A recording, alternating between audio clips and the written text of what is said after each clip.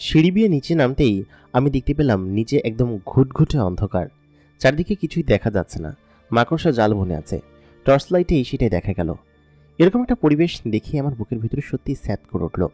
এরকম একটা জায়গা কিভাবে সে তৈরি করেছে। পাশে একটা মেন সুইচ দেখতে পেলাম। সঙ্গে সঙ্গে সেটা টান দিতেই চারিদিকটা একদম আলোকিত হয়ে গেল। মনে হচ্ছে একদম আন্ডারগ্রাউন্ড চেম্বার এবং খুব যত্ন সহকারে এটা তৈরি করা হয়েছে।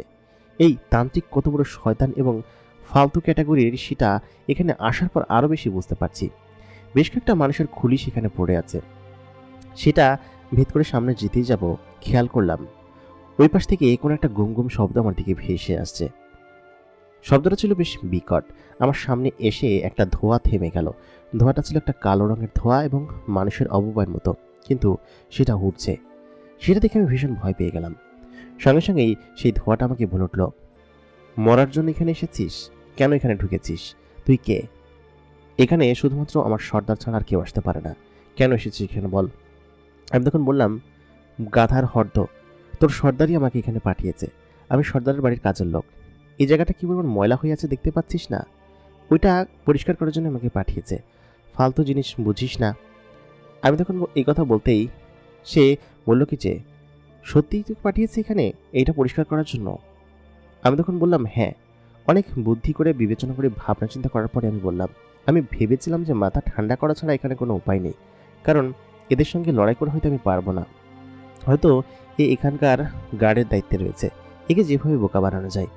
দুলার আমাকে বলেছিল এরা নাকি বোকা হয়, শক্তির থেকে বুদ্ধিতে এরা খুব কমজোর হয়। সেজন্য আমি বললাম, ছাগল পরিষ্কার করার জন্য তো পাঠিয়েছে। এই দেখ আমি সাথে করে কি নিয়ে এসেছি। তখন আমার হাতে থাকা সেই ময়লা যে কাগজটা ছিল সেটা দেখালাম, আর আমার হাতে তো ঝাড়ু ছিল, আমি তো ঝাড়ু দিচ্ছিলাম। তখন তিনি বললেন, ও আচ্ছা ঠিক আছে, তুই বাড়িতে বোধহয় কাজ করিস, তোকে আমি দেখেছিও মনে হয়, তবে এখান থেকে আমরা বের হই না। তো আচ্ছা ঠিক আছে, তুই যা। তাই বলে আমাকে ভিতরে ঢুকতে দিল। আমি আশপাশটা মাকড়সা জাল যেগুলো বেষ্টিত ছিল সব জায়গায় পরিষ্কার করতে করতে ভিতরে গেলাম। ওই জিনিসটা তখন আমার সঙ্গে সঙ্গে ছিল। আমি বললাম, কি ব্যাপার, আপনি আমার সঙ্গে সঙ্গে আসছেন কিসের জন্য? পরিষ্কার করতে দিবেন না আমাকে? তিনি বললেন যে, না না, তোকে একা ছাড়া যাবে না। একা ছাড়লে আবার কি করিস? পরে সর্দার এসে আমাকে বকাঝকা করবে। আমি তখন ওকে কথা বলে খুঁটিয়ে খুঁটিয়ে জিজ্ঞেস করছিলাম, তুই কে রে ভাই? তোকে তো দেখতে মানুষের মতো না। তখন ও বলল যে, আমি কে সেটা শুনে তোর লাভ আছে? আমি একটা মানুষ। আমি বললাম, আসলেই তোদের মাথায় যে বুদ্ধি নেই সেটা বোঝা যাচ্ছে। আমি তো দেখতে পাচ্ছি তুই একটা জিন। তখন ও বলল, কি রে ভাই, সত্যি সত্যি তুই আমাকে দেখতে পাচ্ছিস যে আমি একটা জিন? আমি বললাম, হ্যাঁ। না দেখার কি আছে, তোর কপালেই তো লেখা আছে তুই একটা জিন। তখন ওখানে একটা চিন্তায় পড়ে গেল এবং জিনটা যে কি পরিমাণ বোকা সেটা বুঝতে পারলাম। তখন ও বলল, ভাই কি করা যায় বলতো, যাতে করে কেউ দেখে বুঝতে না পারে আমি জিন?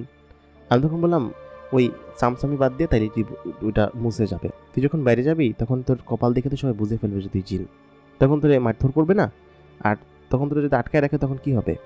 আমি বললাম, এই কথা বলতেই তিনি আমাকে বললেন, আচ্ছা ঠিক আছে, কি করা যায় ভাই বলতো?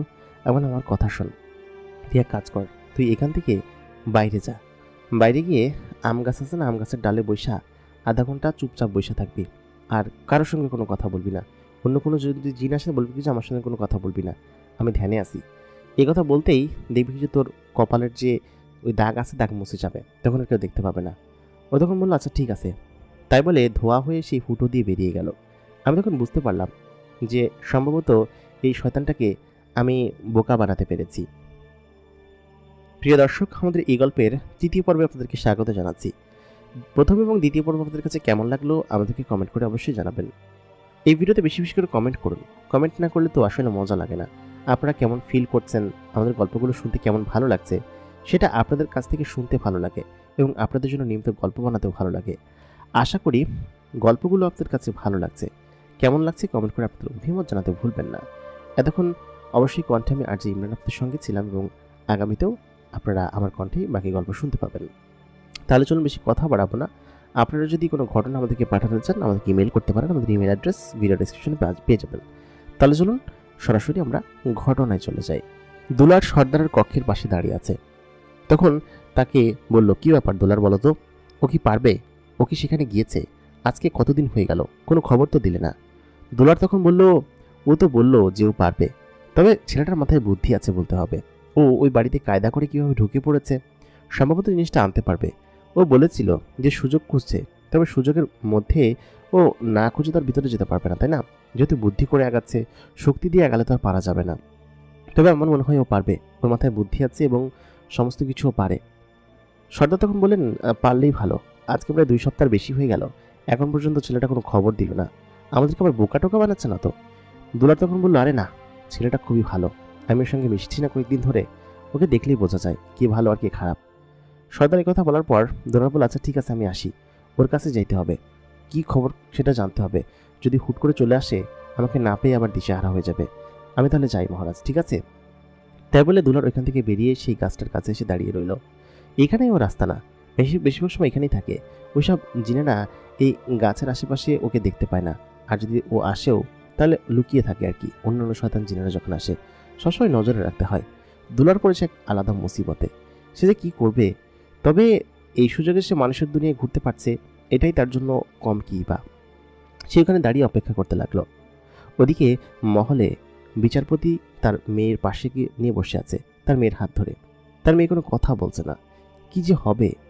আচমকা তার মেয়ে একটু কুত করে উঠল এবং কিছু একটা বলতে লাগলো। তার মানে বোঝা যাচ্ছে যে কাজ হয়েছে, ছেলেটা নিশ্চয়ই জায়গা মতো পৌঁছেছে। এটাই ছিল প্রথম সাইন সেই তান্ত্রিকের বলা, যে যখন কেউ সেটার কাছাকাছি পৌঁছাবে তখন আপনার মেয়ে নড়াচড়া করতে শুরু করবে। তখন তারা দেখে খুশি হয়ে গেল। বেশ খানিকক্ষণ আশেপাশে তারা খুশিতে উল্লাস করতে লাগলো যে ছেলেটা নিশ্চয়ই পৌঁছেছে, শেষ পর্যন্ত যেন সেখান থেকে সে জিনিসটা নিয়ে আসতে পারে। চারিদিক বেশ থমথম হয়ে আছে এই পীরের বাড়িতে। চারিদিকে সবসময় মানুষজন থাকে, কিন্তু আজকে মানুষ নেই, কারণ পীর আজকে বাড়িতে নেই। সে একটা দূরের জায়গায় গিয়েছে, সেখান থেকে আসতে সন্ধ্যা হবে। সন্ধ্যার আগেই আমাকে বিষয়গুলো সম্পূর্ণ করতে হবে। আমি সেখানে দাঁড়িয়ে চারিদিকটা খোঁজাখুঁজি করছি, কিন্তু জায়গাটা এত বিশাল যে কিছুই বোঝা যাচ্ছে না। প্রত্যেকটা কক্ষই প্রায় একই রকম দেখতে। নিচে এতগুলো কক্ষ রয়েছে, ম্যাক্সিমাম কক্ষেই মানুষের খুলি পড়ে আছে, হাড়গোড় এবং নানান ধরনের জিনিস। আচমকা যেতে যেতেই একটা কক্ষ আমার চোখে পড়ল। সেই কক্ষটা তালাবদ্ধ, এক ধরনের সুতা এবং নানান ধরনের ছাই, তারপর হলুদ, এসব জিনিস দিয়ে সেই তালাটা বন্ধ করে রাখা। তবে তালাটা আলগা দেখে বোঝা যাচ্ছে কাপড় দিয়ে বন্ধ করা, এবং এই ঘরের ভিতরে খুব সহজে কেউ প্রবেশ করে না সেটাও বোঝা যাচ্ছে। বেশ কয়েকদিন প্রবেশ করা হয়নি, কারণ ধুলাবালির আস্তর দেখেই বোঝা যাচ্ছে মাকড়সাও জাল তুলে ফেলেছে। অন্যান্য ঘরগুলোতেও তাই, তবে সেই ঘরগুলোতে ফার্নিচার বা অন্য কোনো তেমন কিছু নেই। তবে এই ঘরের দরজাটা একটু স্পেশাল। আমি কি করব কিছু বুঝতে পারছিলাম না। দরজাটা ধাক্কা দেখি ভিতরে ঢুকবো। দরজার উপরে বেশ কিছু লাল রঙের দড়ি টানানো রয়েছে, সম্ভবত এটার ভিতরে কিছু একটা আছে। আমার ভীষণ ভয় লাগছিল জায়গাটায়, কারণ এরকম জায়গায় এর আগে আমি তো কখনো আসিনি। আমার ভয় পাবারই কথা। সব মিলিয়ে আমি সেটার কাছে গেলাম। কাছে যেতেই কেন যেন মনে হচ্ছিল কিছু আমার কানে কানে এসে বলছে, এবং জায়গাটা আচমকা গরম হয়ে গেল। কিছু একটা আমার কানে কানে এসে কিছু ফিসফিস করে বলছে এবং বেরিয়ে যাচ্ছে। মানে একটা ভয়ানক পরিবেশ সৃষ্টি হলে যেমন হয় না, তারপর এক ধরনের অদ্ভুত শব্দ আমার কানে ভেসে আসতে লাগলো। তারপর আমি স্পষ্ট শুনতে পেলাম, এখান থেকে চলে যা, না হলে কিন্তু তুই মারা যাবি। এ কথা শুনতেই তখন আমার কেমন যেন একটা অন্যরকম অনুভূতি হতে লাগলো। কি করব কিছু বুঝতে পারছিলাম না। ঠিক তখন মনে মনে ভাবলাম, না, এখান থেকে আমাকে দ্রুত এই জিনিসটাকে নিয়ে পালাতে হবে। যথাসম্ভব দুলার যেটাকে বলেছিল এটার ভিতরেই আছে, আমাকে ভিতরে যেতে হবে। আমি সঙ্গে সঙ্গে সেই তালা হাত দিলাম। হাত দিতেই সঙ্গে সঙ্গে সেই শব্দগুলো বন্ধ হয়ে গেল। খুব বাজে এক ধরনের শব্দ আসছিল, বন্ধ হয়ে গেল। আমি সেটা খুলতেই দরজা একটা ধাক্কা মারতে খেয়াল করলাম ঘরের ভিতরে অসংখ্য বোতল রয়েছে, এবং সেই বোতলের মাঝখানে, মানে একদম ঘরের মূল মাঝখানে যেটা, সেই মাঝখানে একটা প্ল্যানসেটের মতো বিষয় গোল করে দেওয়া, এবং তার ভিতরে মাথায় 7টা খুলি রয়েছে। ভিতরে লেবু, হলুদ, নানান ধরনের তকমা জিনিসপাতি দিয়ে সাজানো। তার মানে এখানেই মূলত কালো জাদুগুলো করা হয়ে থাকে, এবং সমস্তগুলো জিনিসগুলো এখানেই ও করে থাকে। সেখানে ঢুকতেই চারিদিকটা যেন বাতাস একদম ছেয়ে গেল। একটা অন্যরকম কিচকিচ আওয়াজ আসতে লাগলো, যেমনটা ছোটোখাটো প্রাণীরা করে থাকে কিচকিচ করলে, বিশেষ করে বেজি জাতীয় যে আওয়াজ, সেই আওয়াজ আসতে লাগলো। আচমকা চারদিকটা বাতাসে ভরে গেল, এবং পেছন থেকে আমি যখন তাকালাম, লাইট মারতে খেয়াল করলাম 3টা কালো জাতীয় জিনিস, মাথায় ঘোমটা দেওয়া, নিচে কিচ্ছু নেই, শুধুমাত্র শরীর দেখা যাচ্ছে। 3জন আমার দিকে এগিয়ে আসছে। আমি তাদেরকে দেখে ভয়ে পিছনে সরে গেলাম এবং অনেকটা পড়েই গেলাম। তারপর তারা আমার উপরে উঠে আমাকে মারার চেষ্টা করতে লাগলো। আমি তখন দোয়া দরুদ পড়তে লাগলাম। আমার সাথে সবসময় ছোট্ট একটা কোরআন শরীফ আমি রাখতাম। সেই কোরআন শরীফটা আমি হাতে নিয়ে তাদের সামনে ধরতেই তারা আমার সামনে থেকে সরে গেল, এবং আমি চোখ বন্ধ করে তখন জোরে জোরে আয়াতুল কুরসি পড়তে লাগলাম। তখন তারা অনেক জোরে জোরে চিৎকার করতে লাগলো, বলতে লাগলো, তুই এখান থেকে চলে যা, তোকে আমরা মেরে ফেলবো, তুই আমাদেরকে কষ্ট দিচ্ছিস, কিন্তু তোর কিন্তু খবর আছে, তুই এটা পড়া বন্ধ কর, আর তোর হাতের এই জিনিসটা সরা এখান থেকে। কথা বলতেই আমি বললাম, কখনোই না। তারপর আমি উঠে দাঁড়িয়ে পড়লাম। দাঁড়িয়ে সঙ্গে সঙ্গেই সেই জিনিসগুলোকে ওই জিনিসটা দেখাতে লাগলাম। তারা একটু একটু করে পেছনে সরে যেতে লাগলো। যেই তারা পেছনে বেরিয়ে গেল, তখনই আমি দরজাটা ঠাস করে ভিতর থেকে বন্ধ করে দিলাম। তার মানে এই পুরো ঘরের ভিতরে ওরা আর প্রবেশ করতে পারবে না। ওটা তখন দরজা অনেক জোরে জোরে ঠকঠক করতে লাগলো, অনেক জোরে জোরে ঠকঠক শব্দ হচ্ছে দরজার, কিন্তু দরজাতে আমি খুলবো না, আর ওরা কোনোভাবেই ভিতরে প্রবেশ করতে পারবে না। আমি সবগুলো বোতল খুঁজতে লাগলাম, টর্চ লাইটের আলোতে চারিদিকটা মারতে লাগলাম। উপরে বড় বড় বেশ বোতল রয়েছে, এবং সেই বোতলের চারপাশে মাকড়সার জাল বুনে একদম ভরে ফেলেছে। তার মানে বোঝা যাচ্ছে ওই বোতলগুলো অনেক আগে রাখা, পুরাতন কোনো বোতল। নতুন কোনো বোতল যেখানে নেই সেটা খুব ভালোভাবেই বোঝা যাচ্ছে, এবং আমি স্পষ্ট দেখতে পাচ্ছি। আমি তখন মনে মনে ভাবলাম যে এই শয়তান লোকটা তার ছোটবেলার জীবনে এবং এই জীবনে কত কিছু করেছে, কত জিনকে সে বশ করেছে, এবং কত মানুষের ক্ষতি করেছে সে, সেটাই আমি বুঝতে পারছি না। আমাকে শুধুমাত্র এই একটা জিনিস না, সমস্ত জিনিস এখান থেকে নিয়ে বের হতে হবে। আমি এই সমস্ত জিনিস ধ্বংস করে ফেলবো, কিচ্ছু রাখবো না। শুধুমাত্র ওই রাজকুমারীর চুল এবং শরীরের কিছু অংশ, সেগুলো আমাকে নিয়ে এখান থেকে বেরিয়ে যেতে হবে।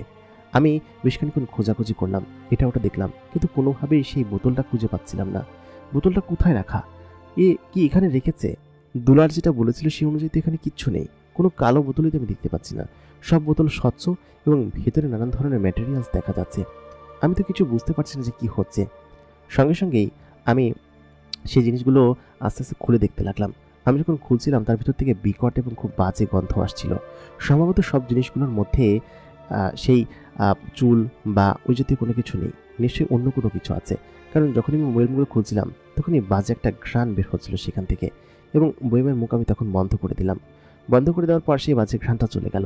তার মানে বোঝা যাচ্ছিল এই বয়ামগুলোর ভিতর থেকেই সেই বাজে ঘ্রাণটা আসছে, এবং এত বিকট সেই শব্দ যে কিছু বলে বোঝানোর মতো উপায় নেই আমার। এই রুমের ভিতরে মনে হয় সেই জিনিসটা নেই, নিশ্চয়ই কোনো স্পেশাল জায়গায় সেটাকে সেরে রাখা হয়েছে, কিন্তু সেটা কোন জায়গা? আমি তো কোনোভাবেই সেই জিনিসটার সন্ধান খুঁজে পাচ্ছি না, কোনোভাবেই তো সেটা পাচ্ছি না আমি। আদতেও কি এটা এখানে আছে নাকি অন্য কোনো জায়গায়? আমার আসলে বোধগম্য হচ্ছে না। আমি সঙ্গে সঙ্গে সেখানে বসে পড়লাম, কী করবো কিছু বুঝতে পারলাম না। সঙ্গে সঙ্গে লাথি মেরে প্ল্যানচেটের একটা খুলি, যেটা কিনা চারিদিকে প্ল্যানচেট করে রাখা আছে, একটা খুলি আমি শক্ত করে লাথি মেরে দেয়ালের উপর মারলাম, আর কি সেই জিনিসটা উড়ে গিয়ে দেয়ালের উপর পড়লো। দেয়ালের উপর লাগার সঙ্গে সঙ্গেই একটা ইট খুলে নিচে পড়ে যাওয়ার জোগাড়, কিন্তু বেশ খানিকটা সরে গিয়েছে। আমি বললাম, কিরে বাবা, এখানের ইটগুলো এরকম আলগা কিসের জন্য, আর এরকম কেন? আমি যে রুমের ভিতরে ছিলাম সেখানে হয়তো কয়েকটা বোতল ছিল, হয়তো 40-50টা বোতল হবে। সেই বোতলের ভিতরে এই জিনিসগুলো ভরে রাখা। আমি বললাম, কিরে, এই ইটটা এরকম কেন? ভালো মতো লাইট মাটি দেখলাম ইটটা বেশ পরিষ্কার, এবং অন্যান্য ইটগুলোর মতো ওরকম না। আমি সঙ্গে সঙ্গে সেই ইটে একটা জোরে ধাক্কা মারলাম। ওদিকে পেছন থেকে সেই জিনগুলো জোরে জোরে ঠকঠক করেই চলেছে, এবং খুব জোরে জোরে ঠকঠক করছে, যেটা কিনা আদতেও আমার একদম ধরাছোঁয়ার বাইরে। যে কোনো সময় তারা দরজা ভেঙে ফেলবে, ভেঙে ভিতরে ঢুকে পড়বে। তবে আমি সত্যি সত্যি সেই জিনিসটাকে নিয়েই ছাড়বো এখান থেকে। আমি ইটটাকে ধাক্কা দিতেই একটা বড় জিনিস সেখান থেকে সরে গেল, এবং সরে ওখানে একটা আলমারি ছিল, সে আলমারি সাইডে সরে একটা দরজা বেরিয়ে আসলো। ঠিক তখন আমি খেয়াল করলাম যে দরজা ভেঙে সেই জিনগুলো ঘরের ভিতরে প্রবেশ করে ফেলেছে, এবং আমাকে খুব জোরে একটা ধাক্কা মারলো। ধাক্কা মারার সঙ্গে সঙ্গে আমি সেই দরজা দিয়ে একদম ভিতরের একটা কক্ষে চলে গেলাম। 3-4 ধাপ সিঁড়ির উপর দিয়ে আমি পড়ে অন্ধকারে গড়াগড়ি খেতে লাগলাম। চারদিকে শুধু অন্ধকার। এরকম ঘরের নিচে যেরকম একটা আন্ডারগ্রাউন্ড ঘর আছে সেটা তো আমি জানতামই না, এবং এটা এরকমভাবে তৈরি করা সম্ভবত এখানের কেউই জানে না। কি আশ্চর্য বিষয়! আমি যখন ভেতরের দিকে ঢুকলাম, আমি মাথায় বেশ খানিকটা আঘাত পেলাম। জিনগুলো ততক্ষণে আমাকে একদম ফুলদমে পেয়ে গিয়েছে, কারণ আমার হাত থেকে সেই ছোট্ট কোরআন শরীফটা আমি খুলে হারিয়ে ফেলেছি কোথায় আমি জানি না। আমি ম্যাক্সিমাম টাইমই অজু অবস্থায় থাকি, কারণ নামাজ পড়ি আর সবসময় অজু থাকে আমার, যে কারণে কোরআন শরীফটা আমি নিয়ে মাঝে মধ্যেই বের করে পড়ি। আমি তখন সেই কোরআন শরীফটা কোথায় হারিয়ে ফেলেছি বলতে পারবো না, কারণ ওরা যখন আমাকে ধাক্কা দিয়েছে, খুব দ্রুত গতিতে এসে ধাক্কা দিয়েছে, আমি কিছু বুঝে ওঠার আগেই কোরআন শরীফটা কোথাও একটা পড়ে গিয়েছে। আর টর্চ লাইটটা খুব দূরে গড়াগড়ি খাচ্ছে। বেশ খানিকটা আঘাত পেয়েছি বলে ও মা গো বাবা গো বলে সেখানেই গড়াগড়ি খেতে লাগলাম। ঠিক তখনই সেই জিনগুলো এসে একজন আমার হাত ধরলো, একজন আমার পা ধরলো, ধরে আমাকে শূন্যে ভাসিয়ে ফেললো।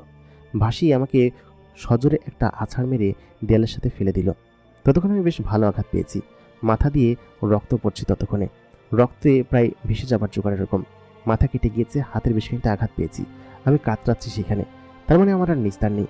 জিনগুলো আমাকে এসে আবার ধরলো, ধরে আমার গলা টিপে ধরে অনেকটা ওপরে তুলে ফেললো।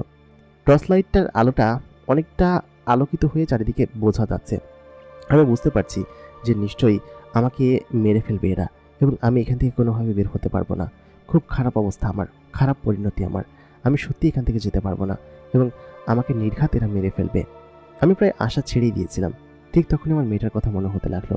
আমার চোখের সামনে সেই মেয়েটার সুন্দর চেহারা ভেসে উঠল। আমি যদি মারা যাই তাহলে এই মেয়েটা কোনোদিন সুস্থ হবে না। এই মেয়েটা হয়তো মারা যাবে, আমার বোনের হয়তো বিয়ে হবে না, আমার মা সে হয়তো বিনা চিকিৎসায় মারা যাবে। সব মিলিয়ে আমার তখন মনের ভিতরে একটা জোর আসলো। আমি তখন জোরে জোরে আয়াতুল কুরসি পড়তে লাগলাম। সেই শুরু করে আয়াতুল কুরসি পড়া শুরু করলাম। আমি আয়াতুল কুরসি পড়ার শব্দ অনেক গতিময় করে দিলাম এবং খুব দ্রুত গতিতে আয়াতুল কুরসি পড়তে লাগলাম।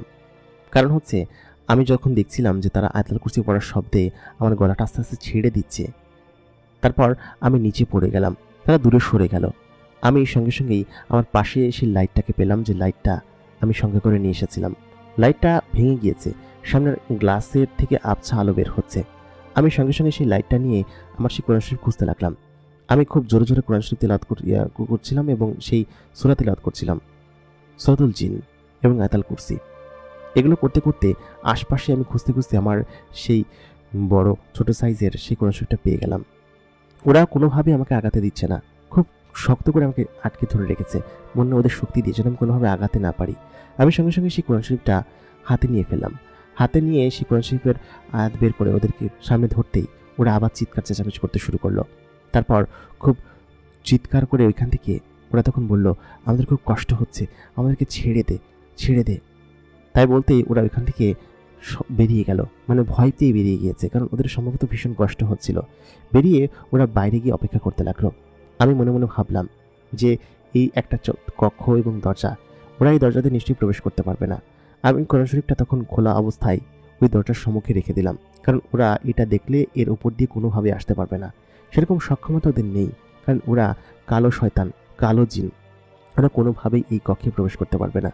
তারপর আমি লাইট মারতে খেয়াল করলাম, আশ্চর্যজনক বিষয়, এই একটা ঘরের ভিতরে প্রায় 200 থেকে 300 বোতল রয়েছে, যার ভিতরে অসংখ্য জিন এবং মানুষদেরকে কয়েদ করে রেখেছে এবং কালোজাদু করে রেখেছে। আমি খেয়াল করলাম বেশ কিছু বয়ামের ভিতরে শুধুমাত্র চুল রাখা, এবং সেটা মেয়েদের চুল, আর বেশ কিছু কাপড় রয়েছে এবং নখ রয়েছে, সঙ্গে ব্যবহার্য আরও অনেক জিনিসপাতি রয়েছে। এই জিনিসগুলো নিয়ে নিশ্চয়ই এই শয়তান লোকটা কালোজাদু করে এবং সমস্ত জিনদেরকে এরকমভাবে মনে বশ করে, এমনকি জিন না, মানুষদেরকেও বোধ হয় এগুলো করে বেড়ায়। আমি হতভম্ব হয়ে গেলাম। সেখানে থেকে একজন জিন আহত হয়েছিল।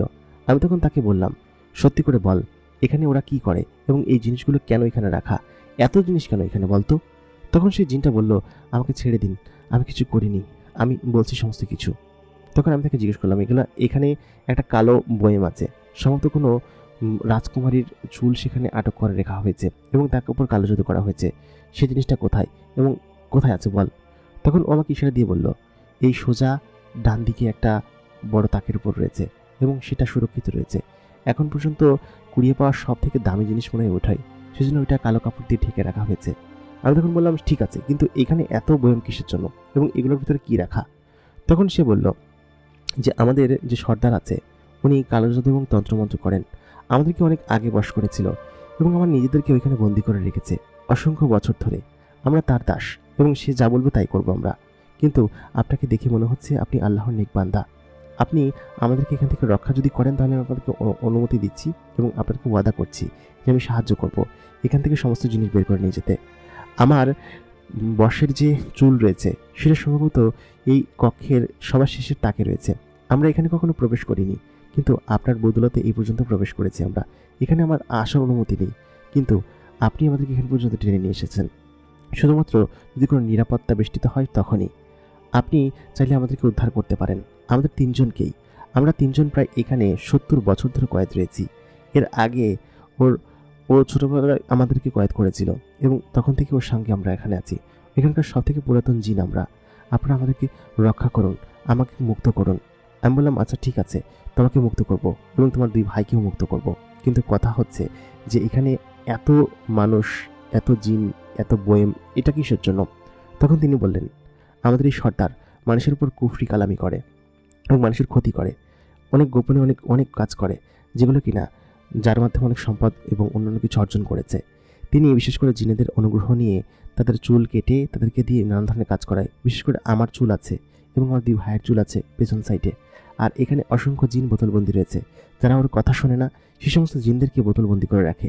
একটু আগে বাইরের চেম্বারে যখন আপনি একটা বোতল খুললেন, ওই বোতলের ভিতরে একজন জিন ছিল।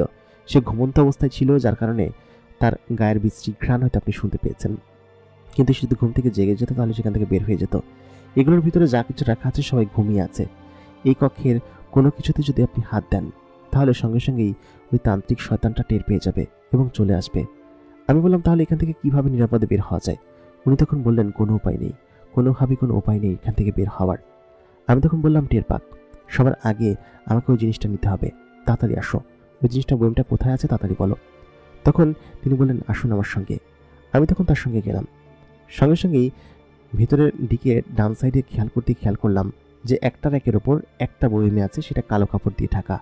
তখন আমি সেটা নিলাম, নিয়ে আমার যে জুব্বা টাইপের জামাটা পরেছিলাম সেই জামার ভিতরে ঢুকালাম। জানি যে এই জিনিসটা নিয়ে আমাকে এখান থেকে দ্রুত বের হতে হবে, অন্যান্য আর যা কিছু যাই হোক। তখন আমার তাদেরকে দেখে কেন যেন মায়া হলো, কারণ এখানে যত জিন আছে তারাও তো পরিবার আছে, তারাও তো অনেক বছর ধরে এখানে এসে বন্দি আছে, নিশ্চয়ই ওই শয়তান তান্ত্রিকের জন্যই।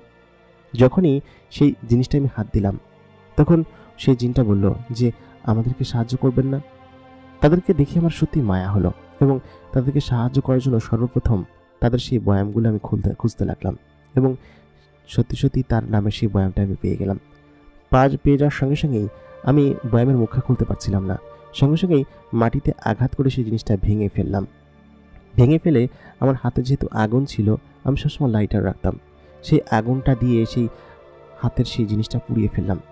পুড়িয়ে আসার সঙ্গে সঙ্গেই তিনি আমাকে বললেন যে আমি এখন মুক্ত, আমি এখন এই শয়তানের হাত থেকে মুক্ত, আমাকে এখন আর কেউ ধরে রাখতে পারবে না।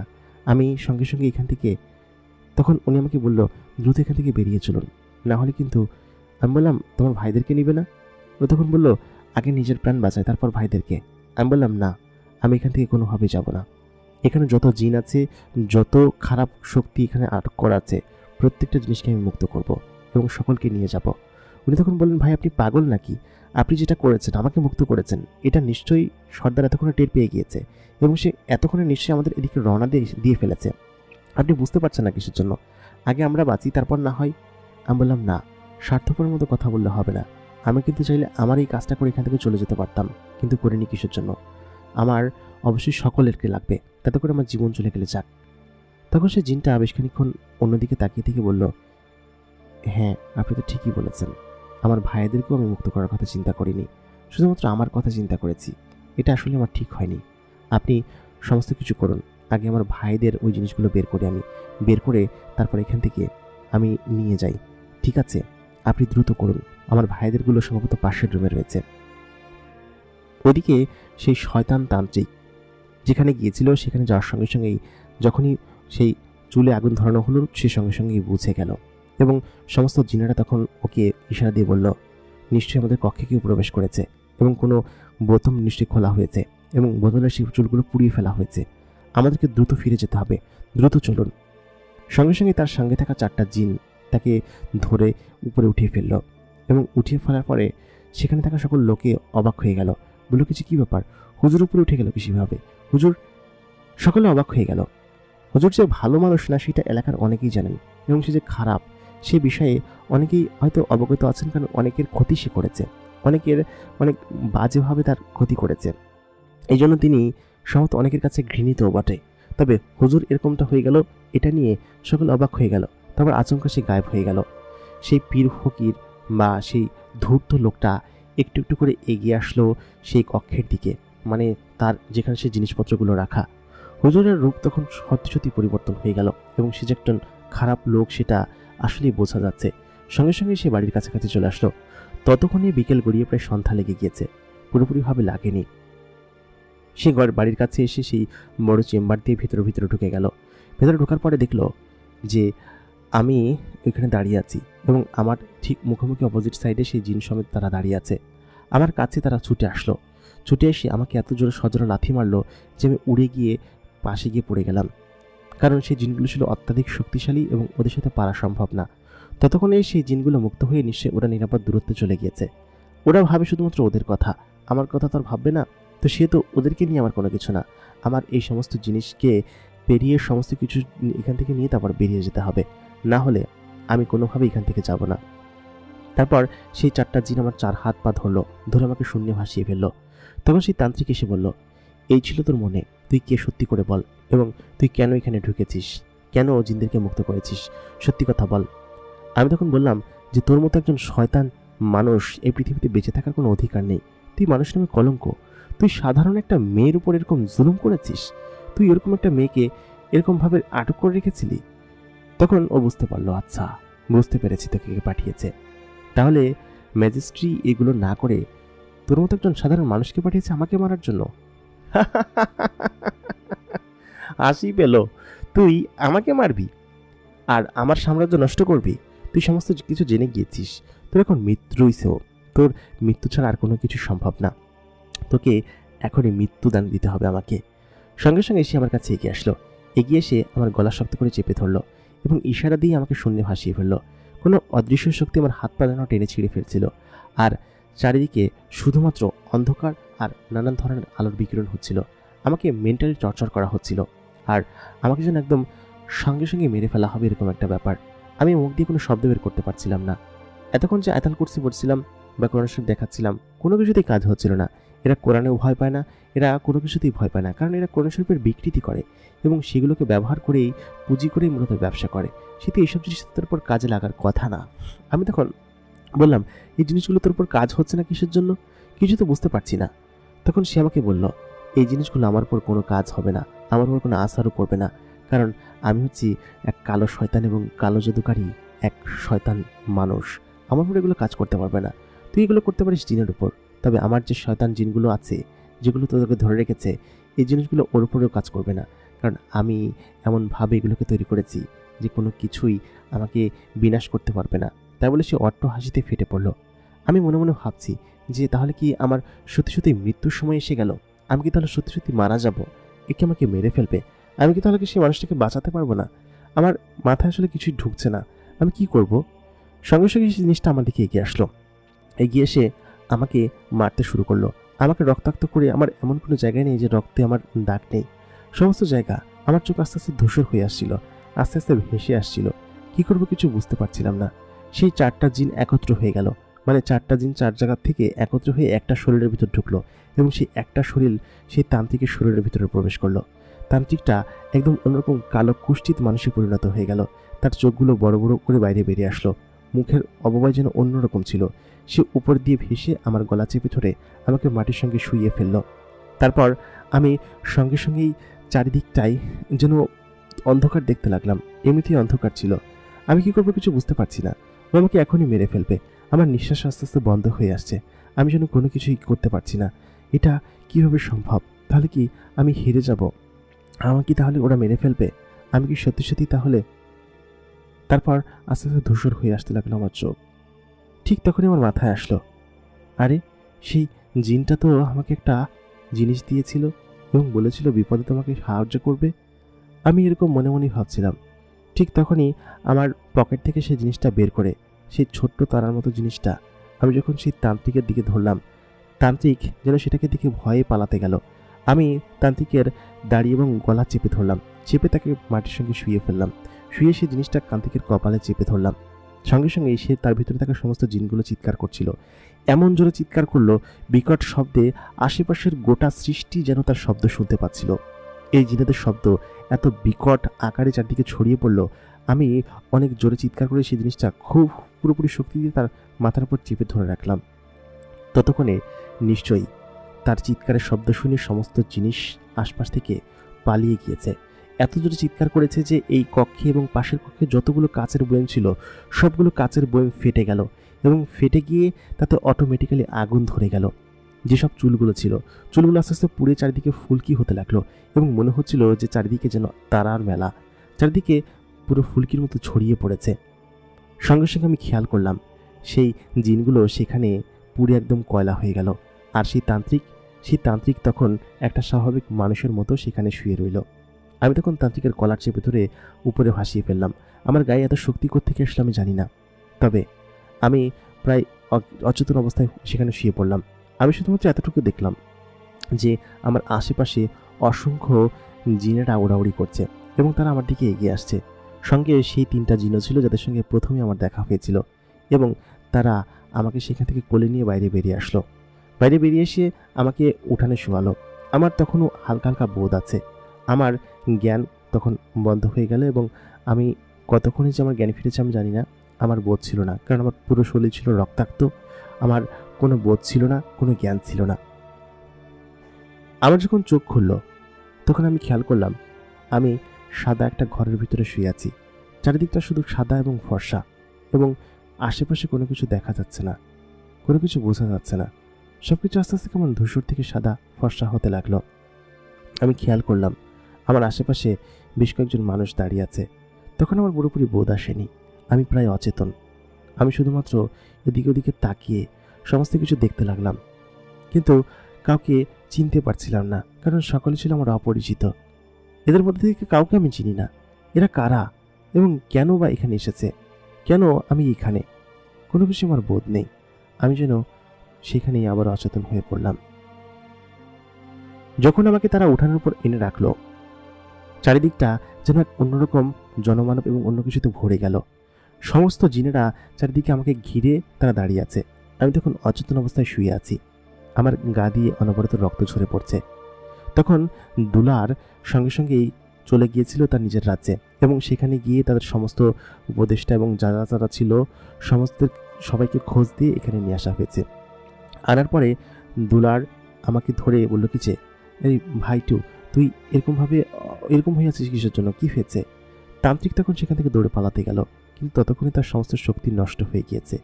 তাকে সমস্ত জিনেরা খুব খাপড়ে ধরে তারপর বলল যে, তোর কোনো নিস্তার নেই। তোরা শত শত বছর ধরে আমাকে এখানে বন্দি করে রেখেছিলি, মনে নেই? এই শয়তান তান্ত্রিক, মনে নেই?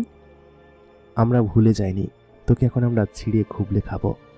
সমস্ত জিনেরা, প্রায় শত শত জিন তাকে ধরে একদম ঘিরে ধরল। সেই তান্ত্রিকের আর যাওয়ার কোনো নিস্তার নেই। ততক্ষণে আমার নিথর দেহ সেখানে পড়ে আছে। আমি অচেতন, আমার শরীরে কোনো বোধ নেই, কারণ আমি অনেক বড় একটা খারাপ পরিস্থিতির মধ্যে দিয়ে উঠে এসেছি। এরকম একটা জায়গা যেখান থেকে আমার বের হওয়া আসলে খুবই কষ্টকর।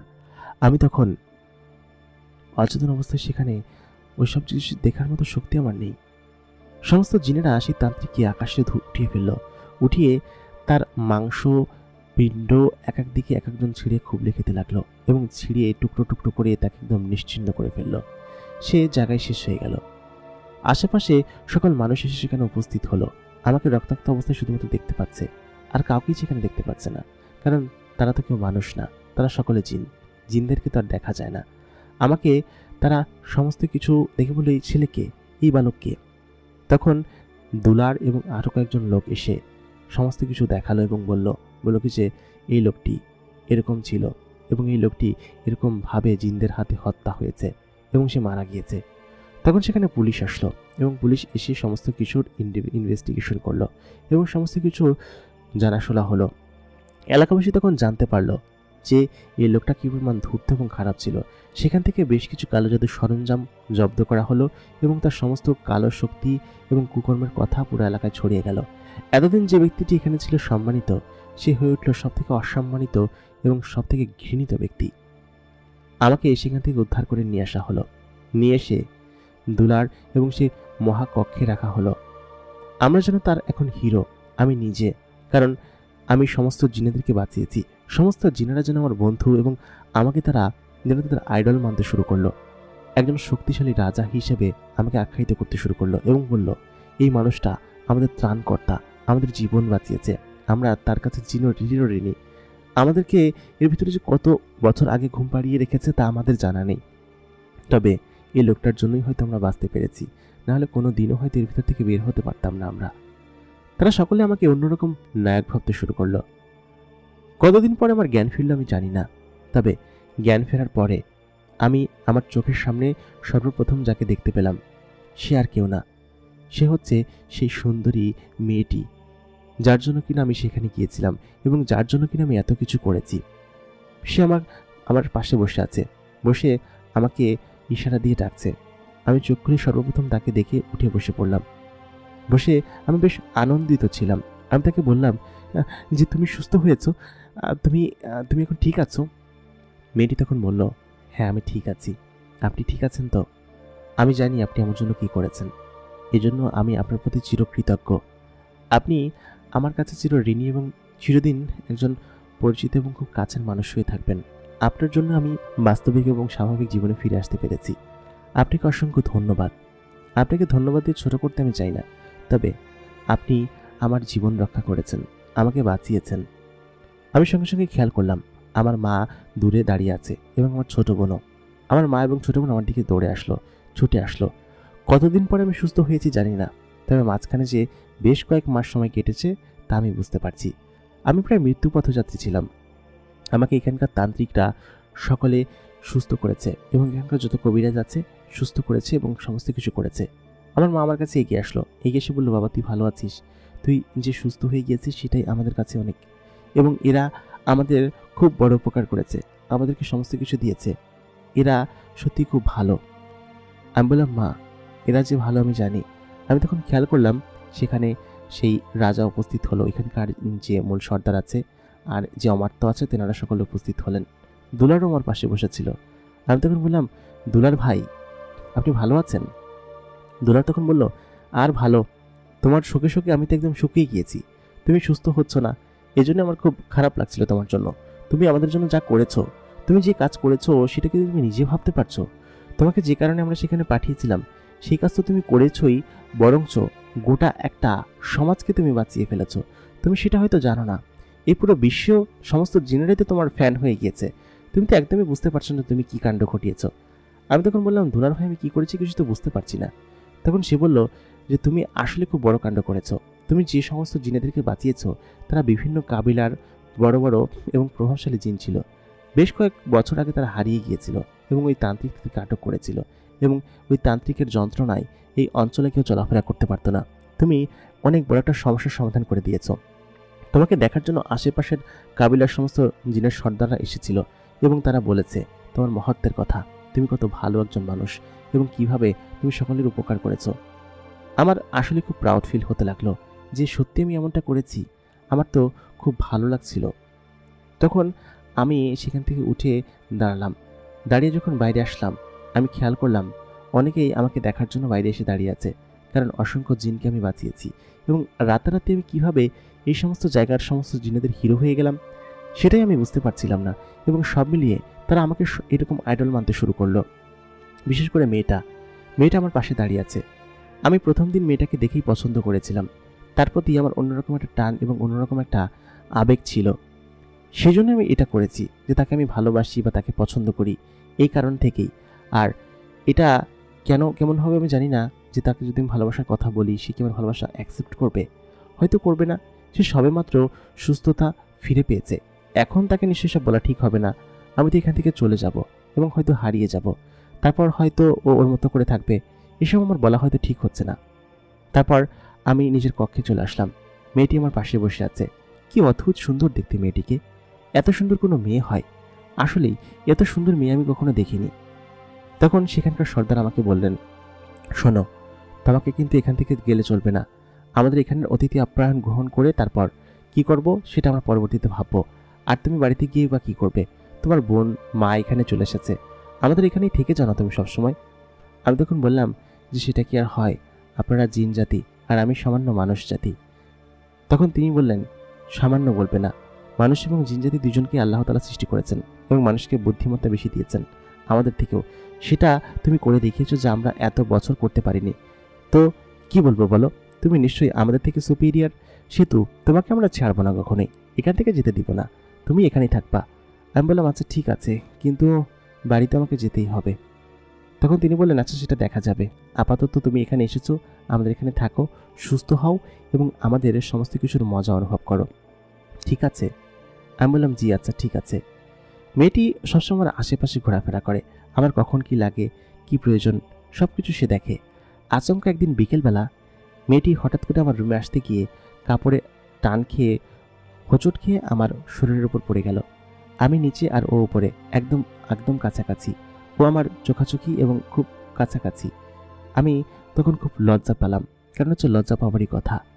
মেয়েটির এত কাছাকাছি আমি পৌঁছে গিয়েছি, কারণ সে হোঁচট খেয়ে আমার উপর পড়েছে, সে সরেও যাচ্ছে না, আমিও সরে যাচ্ছি না।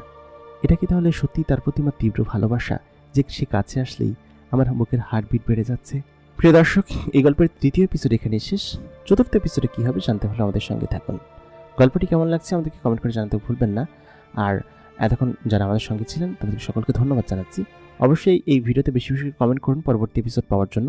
পরবর্তী এপিসোড কেমন হবে সেটা অবশ্যই বুঝতে পারছেন, তো সেহেতু পরবর্তী এপিসোড পেতে হলে দ্রুত কমেন্ট করে ফেলুন এবং লাইক কমেন্ট সাবস্ক্রাইব করুন। এতক্ষণ কণ্ঠে আমি আরজি ইমরান আপনাদের সঙ্গে ছিলাম গল্প পাঠে, এবং আপনারা দেখছেন দ্য মেগাবক্স। মেগাবক্সের গল্পগুলো কেমন লাগে আমাদেরকে জানাবেন। আপনি যদি আপনার কোনো ঘটনা বা গল্প পাঠাতে চান আমাদেরকে ইমেল করতে পারেন, আমাদের ইমেল অ্যাড্রেস ভিডিও ডেসক্রিপশনে পেয়ে যাবেন। দেখা হচ্ছে পরবর্তী এপিসোডে। ততক্ষণ পর্যন্ত সবাই ভালো থাকবেন, সুস্থ থাকবেন, আর অবশ্যই দ্য মেগাবক্স সাবস্ক্রাইব করবেন। ধন্যবাদ সবাইকে।